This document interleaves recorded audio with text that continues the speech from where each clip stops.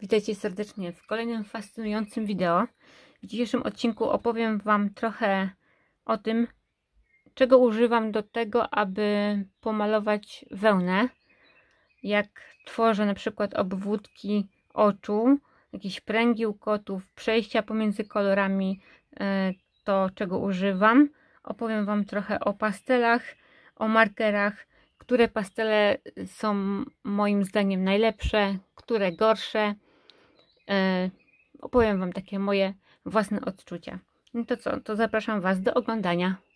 Ale oczywiście zanim do tego przejdę, pokażę Wam, na jakim etapie jestem w czasie tworzenia figurki Jorka. Tutaj jest już połączony cały szkielet z głową. Jeszcze sobie zrobię ogon, którego jeszcze nie robiłam. Tu są uszy. Zobaczcie, całkiem fajnie to wyszło. A tutaj mam ucho już z kawałkiem sierści samego pieska. Więc tak to będzie mniej więcej wyglądało. Jeszcze to dołączę do tego fryzura całej głowy, więc to wszystko jeszcze się zmieni. Na razie przyłożyłam tylko tak, przyłączyłam, żeby zobaczyć, jak to mniej więcej będzie wyglądać. No i co? I powiem Wam, że tym razem zrobiłam na szkielecie. Nie zrobiłam tego tak jak w ostatnim przypadku owczarka niemieckiego. Pomyślałam, że tamta wersja będzie lepsza, ale jednak powiem Wam, że chyba lepiej się pomęczyć na szkielecie, bo trzeba tam uważać, żeby nie trafić igłą w drut, ale po prostu przez to, że ten szkielet tam jest, to wiecie, jakie są proporcje, jaka jest odległość tych łap i tak dalej, a jak zrobiłam bez tego szkieletu, no to nie wiedziałam, gdzie to się kończy, robiłam to tak właśnie intuicyjnie i powiem Wam, że z tymi łapami było najgorzej, bo tutaj było nierówno, musiałam potem te nierówności uzupełniać i poprawiałam parę razy i naprawdę chyba dłużej mi zeszło właśnie z zrobieniem na tych takich dołączanych łapach. Z przednimi nie ma problemu jakiegoś większego, ale z tylnymi jest gorzej, bo to jest ciężko sobie wyobrazić, jak to będzie, jak on siedzi. Także trochę jest roboty przy tym. No i dobrze. A i zobaczcie, jak się filcuje na przykład inne części ciała i potem trzyma się do w ręce, to zobaczcie, co się dzieje właśnie z wełną, jak ona się mechaci. No, po prostu zaraz odchodzi ta wełna w innych miejscach. Z jednej strony filcujecie, a z drugiej strony Wam odchodzi, także trochę jest roboty przy tym.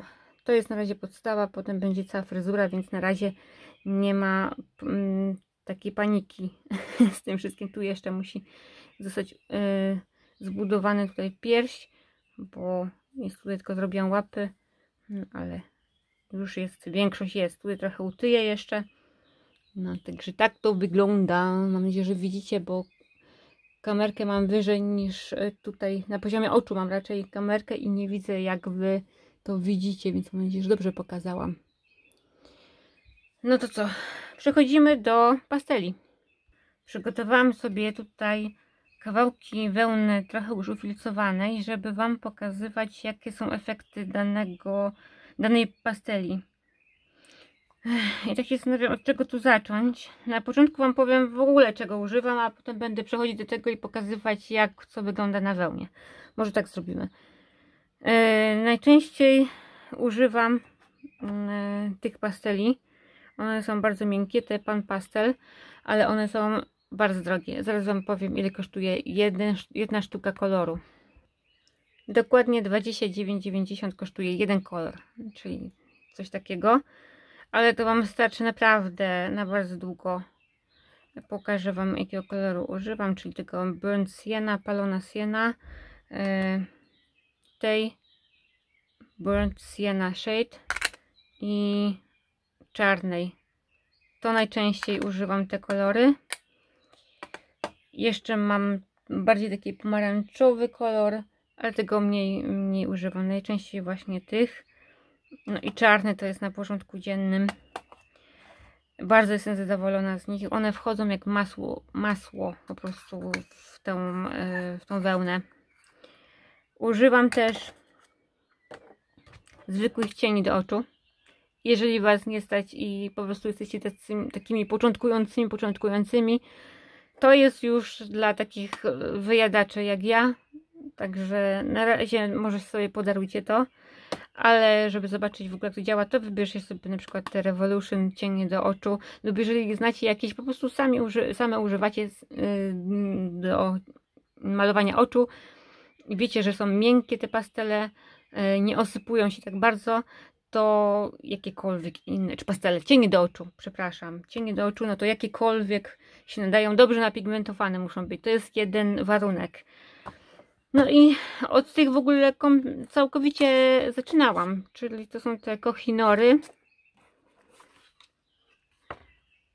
to są DOR i kupowałam je na sztuki. Nie kupicie takiego zestawu kolorów, trzeba kupić sobie na sztuki. Nie pamiętam teraz ile kosztuje taka jedna kredka, zaraz sprawdzę zresztą. Na Allegro 2,20, 2,70 widzę za sztukę na tą chwilę. No to tych używałam od samego początku i one się tym różnią, że mniej wchodzą w tą wełnę, ale są tak samo dobre, nie są wcale złe.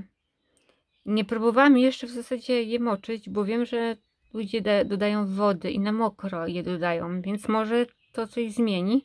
Więc może w następnych odcinkach popróbujemy sobie z wodą je. No to zobaczymy. Ale na początku pokażę Wam,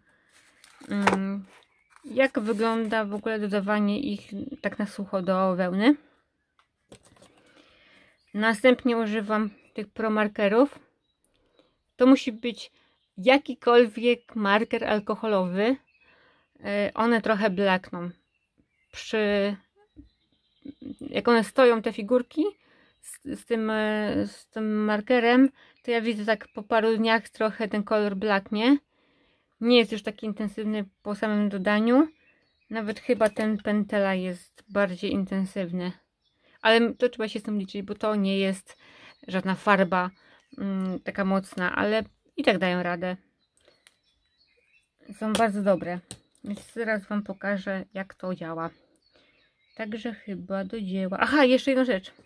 Kupiłam teraz w Action te Tui markery. Dosłownie to jest śmiech, bo ja zapłaciłam za 4 czy za 6. Tam jest w tej paczce 4 zł. No to sobie wziąłam mniej więcej, żeby kolorować jakieś takie dosłownie małe rzeczy. Nosy i tak dalej. No to coś takiego. Mam te kolory. Ale nie powiem Wam, czy one są super, bo jeszcze nigdy ich nie używałam. I nie wiem, jak się utrzymają na wełnie, ale zrobiłam sobie testy i na razie parę dni się trzymają, ale jak to dłużej potrwa, to nie wiem. I czy po prostu po paru razach to się nie wyschnie ten marker, bo to też ma taką zależność, że te tanie niestety one potrafią tam mieć tego atramentu, wiecie, co kot napłakał. Dobrze, no to przejdziemy do tych takich tańszych. Porobię Wam jakieś kreski. Może zrobimy z takich jakichś ciemniejszych. Może weźmiemy sobie brąz. Zrobię Wam kreskę. O. Zobaczcie, widzicie to? I najlepiej sobie wziąć pędzelek jakiś, żeby to utrwalić i żeby weszło to w środek. Co za tym idzie? Musicie pamiętać, że jak robicie coś takiego, to oczywiście mechacicie tę wełnę. Że potem trzeba jeszcze zafilcować, jeżeli chcecie coś gładkiego. Najlepiej właśnie to się sprawdza przy tym, jak coś ma sierść, więc to są najlepsze cienie do tego, żeby właśnie pastele do tego, żeby właśnie używać je na jakichś długowłosych lub krótkowłosych, jakokolwiek włosych figurkach. No zobaczcie, no całkiem spoko to wygląda. Jak na taką kredkę. O, no przeszło mi na wylot. Weźmiemy sobie teraz... Dobra, to sobie to przetestowaliśmy. O, może wezmę jeszcze czarny, żeby Wam porównać. Patrzcie, kreska czarnego. I porównam Wam. Tu mam już taki ubrudzony pędzelek, także to będzie mi lepiej. I jest taki trochę bardziej wyblaknięty, widzicie? To blaknie już automatycznie, ale nadal się trzyma. Może koło tego na dole zrobimy krechę Pro Markera, ale to za chwilę. I teraz Mistrza Świata, zobaczcie, co się zaraz stanie, jak dodam tego. I to dosłownie kapkę, tylko naprawdę nie trzeba wiele, żeby robić coś takiego na raz. Patrzcie teraz, że już jest kolor. Użyłam tylko raz, użyjemy 2 razy. Zobaczcie, jest różnica. Ten jest bardziej intensywniejszy od tego koloru. O, tak widzicie? To jest Pan Pastel, a to jest Kohinoor. No bez porównania. Możemy to bardziej jeszcze zintensyfikować. O, to teraz to już całkiem. A damy jeszcze więcej Kohinoora. Bo możecie się zastanawiać, czy dając tego Kohinoora więcej będzie bardziej intensywny. Jest, ale zobaczcie, i tak nic nie przebije tego. Tu wetrzemy Kohinoora. Zobaczcie, że nadal ten jest intensywniejszy od tego. No i myślę, że to jest chyba no taki Mercedes, ten pastel, Pan Pastel wśród pasteli. Widzę, dużo osób go używa, ale dosłownie go ciutkę się używa. Aha, damy jeszcze może koło tego moje cienie, te Revolution. Też zobaczycie, jak to z drugiej strony. Tu już mają inny odcień. Też nieźle sobie dają radę, ale już jest też na żywo. Ja to bardziej widzę od Was. Nie jest źle. Jest mniej więcej na tym samym poziomie co Kohinoor, ale jest taki bardziej, on już taki finish ma szarawy jakby, jak ja to widzę w rzeczywistości. On jest nadal intensywny, ale ten jest szarawy, taki, no ale nadal jest czarny, ale taki grafitem, o właśnie zajeżdża. Ale nadal nie jest zły, no zobaczcie, te 3 kolory naprawdę się nadają do figurek. Jakby je jeszcze może namoczyć wodą lub czymś innym jeszcze wiecie, zintensyfikować, bo tu można eksperymentować. Nie wiem, można sobie to jakimś klejem zaimpregnować. Na pewno by to dało jakiś interesujący efekt. No i teraz weźmiemy sobie mojego markera i markerem. Marker chyba w zasadzie sobie najgorzej radzi, jeżeli chodzi o to, ile trzeba go dać, bo tu trzeba trochę się namęczyć. Parę razy trzeba przejechać.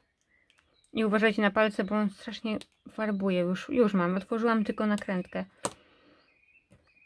I znowu wcieramy. No i tak, no i jeżeli chodzi o intensywność, to marker tu wychodzi najlepiej, ale po jakimś czasie będzie chyba na tym samym poziomie co ten. Wiecie, co zrobimy? Będzie tu cięcie i ja następnego dnia dogram Wam, jak to wygląda. Następnego dnia, czy wyblaknie, czy nie. No zobaczymy. Zrobimy sobie jeszcze jedną rzecz, teraz na to wpadłam. Mam jeszcze takiego markera wodnego i zrobimy porównanie tych 2 markerów. Może jeszcze sobie wezmę tego permanentnego pędzela i porównamy. O, widzicie, jak, o, to od razu widać, że to jest wodne. Zobaczcie, że ta woda na nim z nim jest. Ile tej wody? O, jak widać, jak ocieka dosłownie. I teraz spróbujemy to wetrzeć. O. Tak to wygląda, ten wodny. Zrobimy koło niego krechę z tego alkoholowego i krecha z pentela, który jest cieńszy. I będziemy sobie porównywać.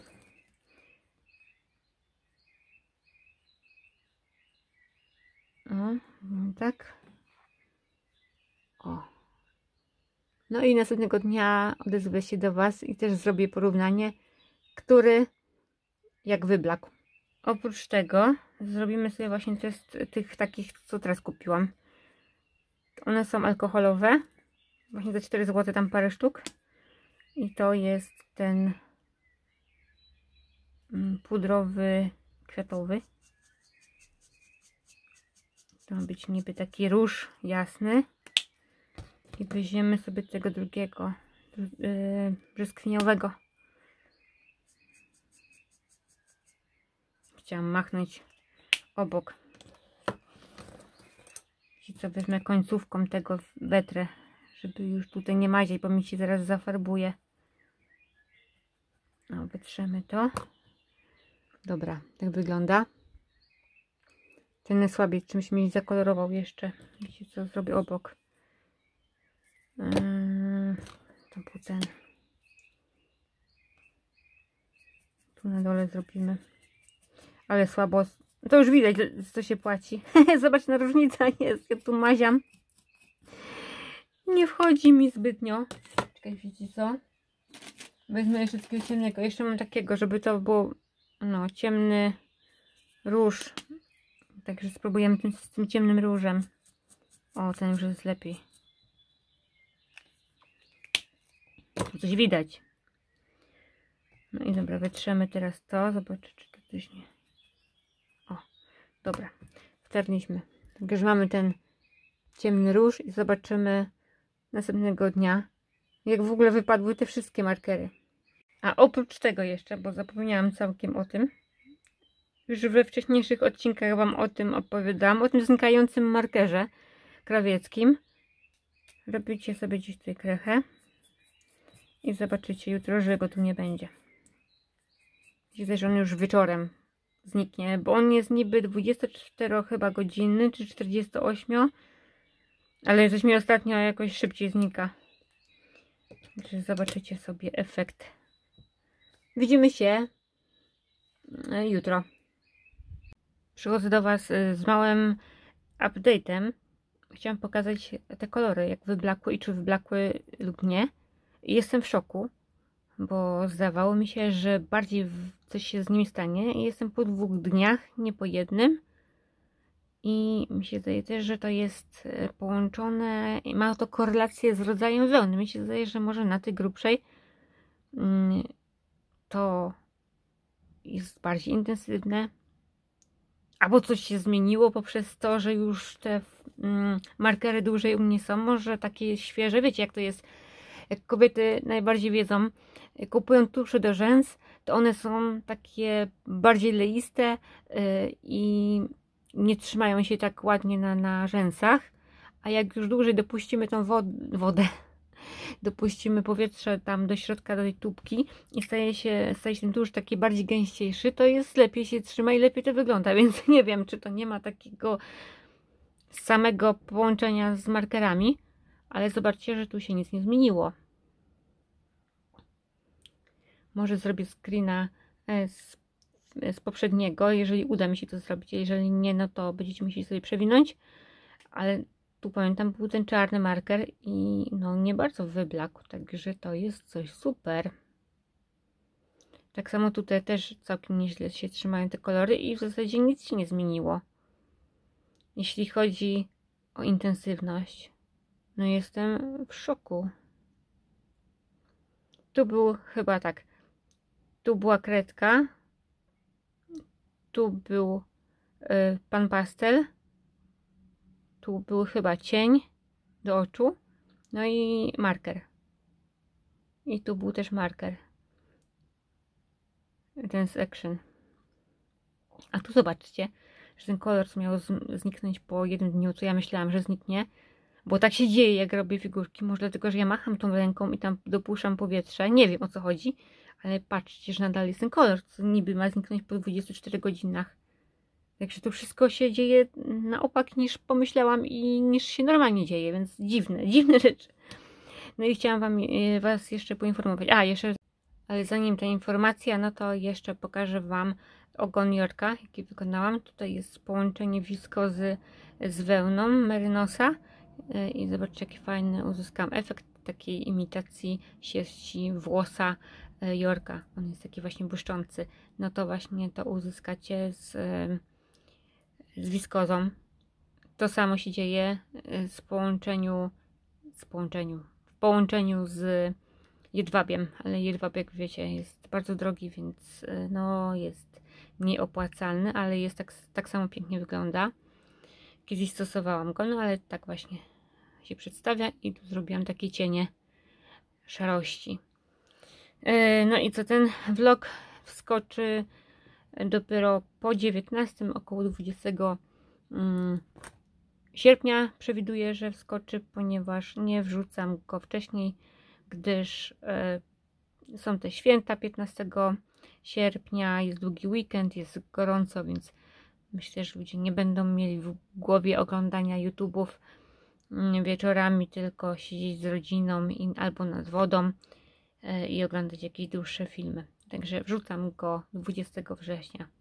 Pewnie jeszcze się do Was odezwę z jakąś aktualizacją. To do zobaczenia w następnej odsłonie. Witajcie serdecznie w ostatniej odsłonie. Od tamtego momentu, kiedy pokazywałam Wam ostatni update, minęło około 8 dni, 8-9 i powiem Wam, że te kolory, no nic się z nimi nie stało. Ja nie widzę takiej różnicy, ale Wy pewnie będziecie widzieli na nagraniu. Teraz słońce świeci, jest bardziej jasno niż było wtedy, także widzicie, o, słońce mi tutaj pada i pokażę Wam, jak to wyszło. Tu sobie opisałam i no zobaczcie, no ja nie widzę większej różnicy i sobie specjalnie opisałam te kolory i co się z nimi działo. No i nic się nie działo w zasadzie. I tak, tu jest ten wodny z Action marker, tu jest Pro Marker, świetny, moim zdaniem rewelacja, jest tak samo intensywny jak był, więc myślę, że to chyba się nic z nim nie stanie. I tu jest Pentela, ten marker, a tu są te kolory, te z Action, te takie najtańsze, one najbardziej podupadły na wyglądzie, widzicie, takie jakby straciły pigmentację miejscami, ale no nie spodziewałam się po nich czegoś większego, ale nadal są. Więc jakby tak pomieszać sobie taki marker z pastelą, to by to rewelacyjnie wyszło. Zrobić z tego podkład po prostu dla pasteli. Albo na odwrót. Ale chyba no nie, no bo lepiej podkład do pasteli zrobić z tego. I super. A zobaczcie tutaj. I Wam powiem, co tu jest po kolei, bo musiałam sobie zobaczyć poprzednie nagranie. I tak, od prawej mojej, tu jest ten pastel Kohinoor brązowy. To Wam pokażę, bo teraz dopiero patrzę, że Wam źle pokazuję. Tu jest ten brązowy pastel Kohinoor. Tu jest czarny. W zasadzie tu się nic nie zmieniło. To samo się nic nie stało z tym kolejnym. Tu jest pastel Pan Pastel. No to widzicie, że nadal jest tak samo bardziej napigmentowany jak był. Tutaj jest cień do powiek. No a tu jest Pro Marker, najbardziej intensywny z tych wszystkich. Także Pro Marker i Pan Pastel wychodzi w zasadzie bardzo podobnie. Z tym, że no marker jest bardziej jeszcze intensywny, ale one są mniej więcej na tym samym poziomie. No, rewelacja. Także mogę Wam polecić spokojnie, jeżeli chcecie sobie robić powieki, jakieś ciapki czarne, no to te markery są świetne. Nawet jakby ktoś chciał zrobić niskobudżetową wersję, to niech sobie idzie do do Action i kupi sobie tego aquamarkera. Nie wiem, czy one nadal są, bo to były takie pakiety, wiecie, po iluś tam kolorów w jednym pakiecie. No to co? To by było na tyle. Mam nadzieję, że usatysfakcjonował Was ten film. Mnie też w zasadzie, bo sama siebie zaskoczyłam tym testem i powiem Wam, że naprawdę te wszystkie rzeczy, które Wam pokazałam, są godne polecenia. No najgorzej są te, no ale to są takie dla początkujących, mogę powiedzieć. Możecie sobie się pobawić trochę. 4 zł to za 4, czy tam ile tam było markerów. To jest nic. Rewelacja. Życzę Wam cudownego tygodnia. No i widzimy się w kolejnym cudownym wideo. Podajcie mi jakieś tematy, jakie chcielibyście się dowiedzieć jeszcze w kolejnych filmach. Co Was nurtuje, czego nie umiecie robić w technice. Bo jeżeli chodzi o jakieś tutoriale konkretnych zwierząt, no to niestety nie możecie na mnie liczyć w najbliższej przyszłości, bo mam tyle do roboty figurek i zaległości. Po prostu upał mnie zabił. No i jak wiecie, rozumiecie, ci co ciężko przechodzą te najgorętsze dni, no to teraz będę musiała to wszystko nadrabiać. Jeszcze były poprawki oczywiście, ale te poprawki tylko służą ku dobremu. Dobra, już kończę gadać, uciekam i do następnego odcinka. I dziękuję za wszystkie łapki i komentarze. Pa!